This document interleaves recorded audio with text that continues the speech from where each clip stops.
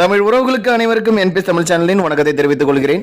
15/1/2025 இன்று குவைத்தில் வந்த முக்கிய செய்திகளை இப்பொழுது பார்க்கலாம்.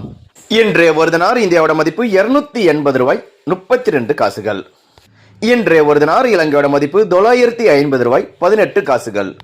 இன்றைய ஒரு கிராம் 24 கேரட்டின் தங்கத்தின் விலை 26 தினார் 800 பில்ஸ்.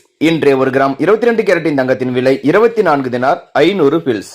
குவைத்தில் கொலை செய்த வழக்கில் நேற்று இந்தியருக்கு ஒருவருக்கு மரண தண்டனை விதிக்கப்பட்டுள்ளது.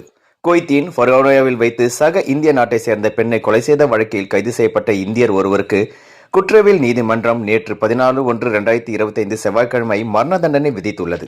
இந்த கொலை வழக்கு தொடர்பான நடத்தப்பட்ட விசாரணை அறிக்கையில் தண்டனை பெற்ற நபர் இந்தியரான வீட்டு பணிப்பெண் ஃபரோனியா பகுதியில் உள்ள ஒரு தொழிலாளர் குடியிருப்பு அழைத்து சென்றார். அங்கு வைத்து அவர் பாலியல் வன்கொடுமை செய்தார். பின்னர் அவர்களுக்கு ஏற்பட்ட வாக்குவாதத்தை தொடர்ந்து பெண்மணியை கொடூரமாக கத்தியால் குத்தினார். இதில் அந்த பெண் சம்பவ இடத்திலே பரிதாபமாக உயிரிழந்துள்ளார். பாலியல் வன்கொடுமை மற்றும் கொலை ஆகிய இரண்டையும் உள்ளடக்கிய இந்த கொடூரமான குற்றத்திற்காக அதிகபட்ச தண்டனையான மரண தண்டனை குவைத் குற்றவியல் நீதிமன்றம் விதித்துள்ளது. குவைத்தில் முன்னாள் உள்துறை அமைச்சருக்கு ஊழல் வழக்கில் 14 ஆண்டுகள் சிறை தண்டனை விதிக்கப்பட்டுள்ளது. குவைத் பாதுகாப்பு அமைச்சகம் தொடர்பான சட்டவிரோதமான கருப்பு பணம் மற்றும் ஊழல் உள்ளிட்ட விவகார வழக்கில் முன்னாள் துணை பிரதமரும் உள்துறை அமைச்சருமான ஷேக் தலால் அல் கலீத்துக்கு 7 ஆண்டுகள் சிறை தண்டனை நீதிமன்றம் விதித்ததுடன் அவரை பதவியில் இருந்து நீக்கியது. இந்த வழக்கில் தொடர்புடைய ஒரு வெளிநாட்டோருக்கு 4 ஆண்டுகள் சிறை தண்டனை விதிக்கப்பட்டுள்ளது. மேலும் மற்றொரு தனி தீர்ப்பில் ஷேக் தலால் அல் கலீத் அவர்களின் கூடுதலாக 7 ஆண்டுகள் சிறை தண்டனை பெற்றார். மற்றும் உள்துறை அமைச்சகம் தொடர்பான வழக்கு குற்றச்சாட்டுகளுக்கு அவருக்கு சுமார் 20 பில்லியன் குவைத் தினார்கள் அபராதமும் விதிக்கப்பட்டுள்ளது. 2 தண்டனையும் வெவ்வேறாக அவர் அனுபவிக்க வேண்டும் என்றும் தீர்ப்பில் தெரிவிக்கப்பட்டுள்ளது.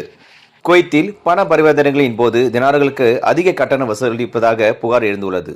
முன்பு குவைத் தினாருக்கு ஒரு கட்டணம் வசூலிக்கப்பட்டது. ஆனால் இப்பொழுது அனுப்பப்படும் பணத்தின் அளவை பொறுத்து கட்டணம் மாறுபடும். சிறிய தொகை அனுப்பும் போது அதிக மதிப்பு, பெரிய தொகை அனுப்பும் போது குறைந்த மதிப்பு பெறுவதாக வாடிக்கையாளர்கள் புகார் கூறுகின்றனர். இந்த மாற்றங்களால் அதிக தினார்கள் வீட்டுக்கு அனுப்புபவர்கள் பெரும் நிதி இழப்பை சந்திக்க நேரிடும் என நுகர்வோர்கள் தெரிவித்துள்ளனர். கரன்சி விகிதத்தில் ஏற்படும் மாறுபாடு அதிக கமிஷன் சம்பாதிக்க சில பண பரிமாற்ற நிறுவனங்கள் முயற்சிப்பதாக நுகர்வோர் குற்றம் சாட்டுகின்றனர். குவைத்தில் வெளிநாட்டில் வாழும் மிகப்பெரிய சமூகம் இந்திய வெளிநாட்டினர். தற்போது ரூபாயின் மதிப்பு சரிவடைந்துள்ளதால் இந்தியர்கள் தங்கள் சொந்த ஊருக்கு பணத்தை அனுப்பும் பணியில் தீவிரமாக ஈடுபட்டுள்ளனர். எப்படி இருந்தாலும் ரூபாயின் பெறுமதி வீழ்ச்சியடைந்துள்ள போதிலும் நுகர்வோருக்கு நன்மைகள் கிடைக்கப் பெறுவதில்லை என வெளிநாட்டவர்கள் சுட்டிக்காட்டியுள்ளனர். இதற்கிடையில் சிறந்த கட்டணத்தில் பணம் அனுப்ப விரும்புவோர் இதனால் மிகவும் பாதிக்கப்படுகின்றனர். இந்த விவகாரத்தில் அதிகாரிகள் தலையிடுவார்கள் என்று நம்புவதாக குவைத்தில் உள்ள வெளிநாட்டு வாழ் இந்தியர்கள் நம்புகின்றனர். இந்த விஷயத்தில் குவைத்தில் உள்ள நீங்களும் சந்தித்துள்ள அனுபவத்தை கமெண்ட் பாக்ஸில் தெரிவியுங்கள்.